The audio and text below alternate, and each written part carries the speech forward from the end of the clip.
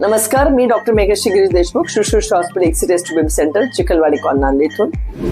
Cervical एन्सेफॅलॉपॅथी किंवा टाका मारणे गर्भपिशवीला याचा काय फायदा असतो आणि हे जरुरी आहे का? आता आम्ही इथे टेस्ट बेबी किंवा IVF सेंटरला आमचे सगळे प्रेशस प्रेग्नन्सी असतात बरेचदा, आणि गर्भपिशवीची जर लांबी 2.5 सेंटीमीटर किंवा त्याच्या खाली असेल तर हा गर्भपिशवीला टाका मारण्याचं एक महत्वाचं कारण आहे.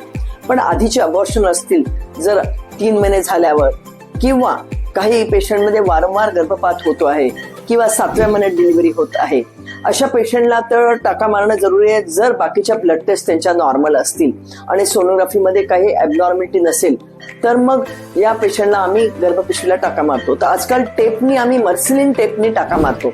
मर्सिलिन टेप म्हणजे दोन्हीकडे एक सुई असते आणि एक जाड टेप त्याला लावलेली असते. त्या टेपचा फायदा असा असतो की ती टेपचं एक ताकद जास्त असते साध्या धाग्यापेक्षा, आणि दुसरी गोष्ट म्हणजे ही टेप जास्त दिवस टिकते. म्हणजे समजा पेशंटची डिलिव्हरी 36 आठवड्यानंतर असेल तेव्हा ती टेप काढता येते, किंवा सीझर झाल्यावर टेप काढता येते. महत्वाची म्हणजे पॉलिस्ट्रीन टेप असते ती, त्याच्यामुळे जरा रुंदी त्याची 5 मिलीमीटर, 3 ते 5 मिलीमीटर असल्यामुळे ती टाईट बसते आणि कटथ्रू व्हायचे जे आपल्या बारीक धाग्यामध्ये चान्सेस कमी असतात.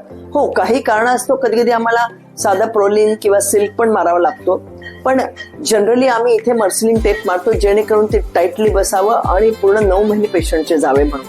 तर आता काही पेशंट्स जे आमचे टेस्ट बेबीचे असतात त्यांना तर आम्ही प्रॉफिलॅक्टिक सर्कलाज पण करतो, म्हणजे आधीच एक 4.5 महिन्याला सगळं नॉर्मल असताना टाका मारतो, किंवा काही काही पेशंटला 3 महिन्याचा NT स्कॅन झाल्यावरही मारावा लागतो जर आधी त्यांचा गर्भपात 3.5-4 महिन्याला झाला असेल तर.